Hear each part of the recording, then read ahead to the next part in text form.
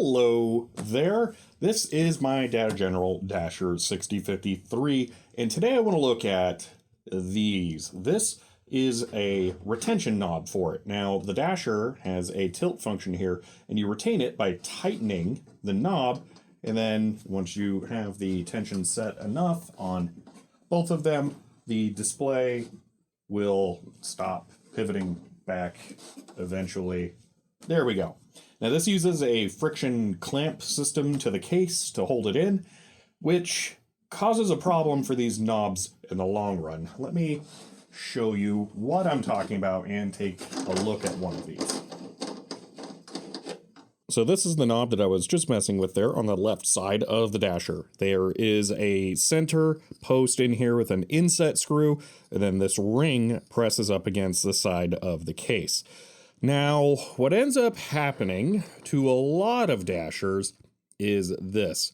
That center post cracks and it falls up. But weirdly, it cracks and falls out there. But looking at this, well, I should say that the conventional wisdom has been that if you over-tighten these, it cracks and falls out. But I noticed something between my original Dasher and the second one I got, and that is the shape of the plate or the outer edge of this thing.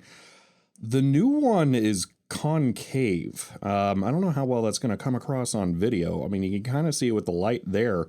My original is almost completely flat. It's slightly concave, but the new one is extremely concave, which leads me to think that this one was left tightened for a very long time, which slowly pulled on that, meaning that it would have to be tightened more and more and more. So it's probably not just someone coming along now and cranking down on one of these and cracking them and tightening it.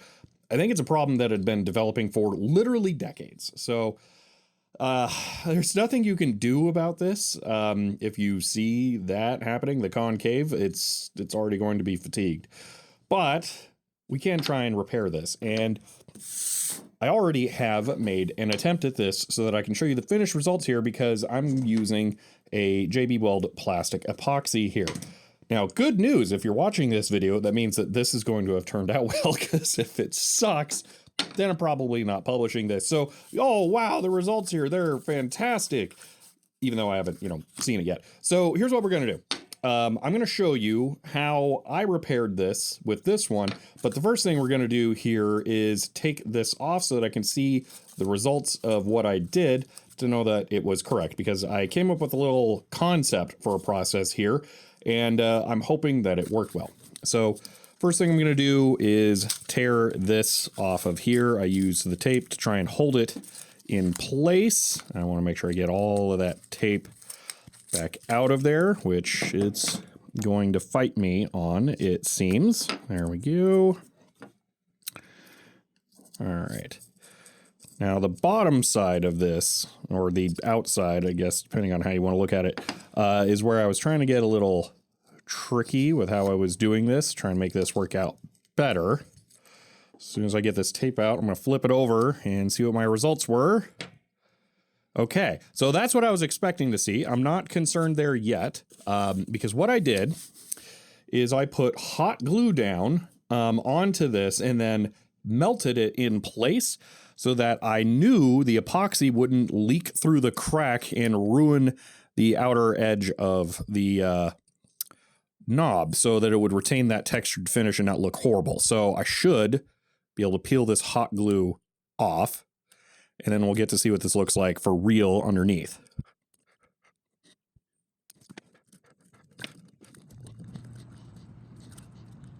And it is on there.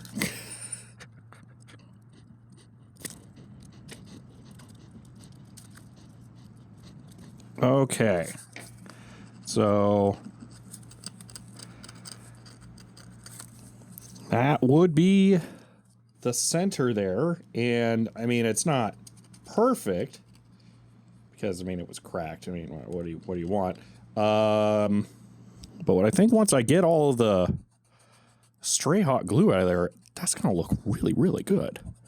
Yeah, that's kind of awesome there. I am extremely happy with that result. Okay. Oh, good. Earlier, me wasn't wrong in celebrating. Okay. So that should be strong enough. I put a whack ton of epoxy down in there and I let it cure 24 hours. So that should be super duper strong now. I'm really excited about that. So let me go through the entire process here with this one to show you how I did it. All right, I think I have everything here ready to do this. So we have the cracked post off of the second knob. We can see the hole that it pulled through there. So I want to make sure that this surface stays good. If I put this in here, how does this seem to go? Like that? Yeah, we can see that that fills in that hole. So I want to make sure that I do that when I put this together. Now, there are a couple of ways that we could try to do this, but the first thing I'm going to do is just put it on there, kind of rock it until I know that it's fully seated in place, about as good as it's going to get. That seems like that might be it right there. Now what I'm going to do is I'm going to tape over this. My goal here is to hold that center post in place as much as possible for the next step. So that should not move now.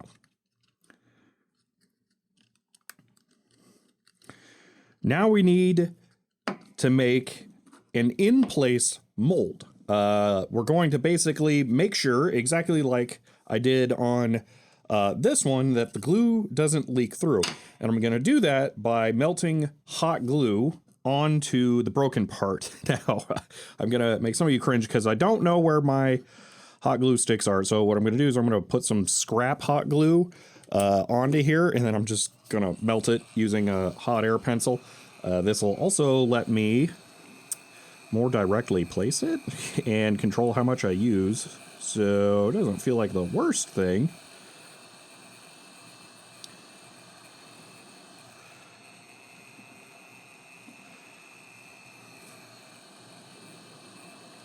That'll probably be enough. All right, not looking for perfect here. And we're going to be melting this again one more time, at least with the method I'm using, so the heat gun is going to be extremely helpful. So what all I'm doing here is just trying to get the glue to melt into the hole around the post, and then I'm going to let it sit and cool so that we can continue the next step. All right, that's good enough for now. So I can now peel the tape off. And I can try and save this and reuse it, so I'm just going to do that. Okay, now I'm going to pull this out, and we can see we have the hot glue covering there, and that is going to be very useful. I'm not even sure, actually, that it's the plastic poking through here. That might be pure resin right there, or epoxy, that is cast into the shape. I'm not sure. That's one benefit of this, is that could be how it happened. I don't know. But now we are going to get to the epoxy stage. So the goal is going to be to put this back in there in the correct angle. We want this to be as flush and positioned correctly as possible because this applies the tension. So that's important. But I do want to try and get as much coverage. Now, I've already cleaned all of the surfaces on here. So you would need to do that if you were doing something like this. So now what I'm going to do is I'm going to put the two-part epoxy onto this piece of cardboard, so I have somewhere to mix it.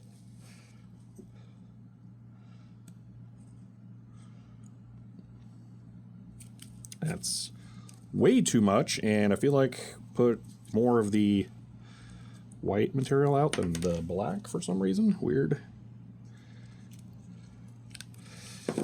All right, whatever.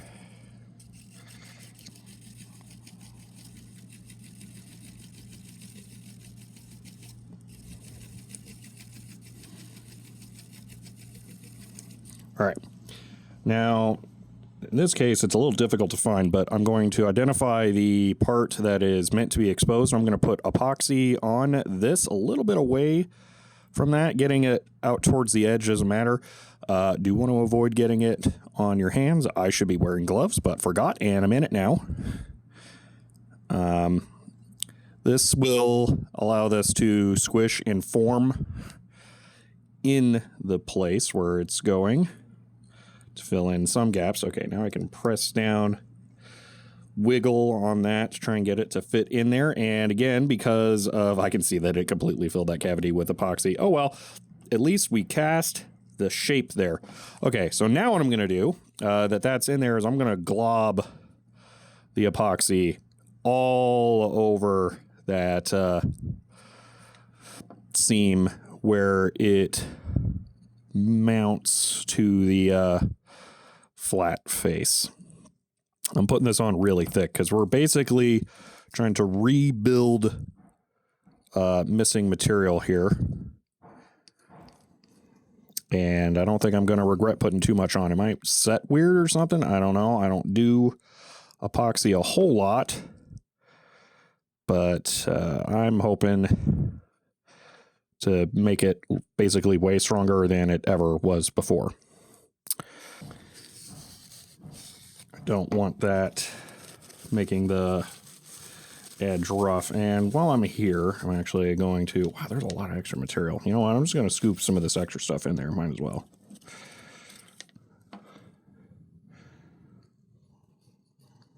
All right. Well, that's as good as it's going to get. I'm going to wipe off my mixing applicator thing so I can save it, reuse it. Okay. So, like I said, there is a next step, and it's going to be gluing that flat part to this cardboard, which, you know, do I need to do that? I don't think I need to do that.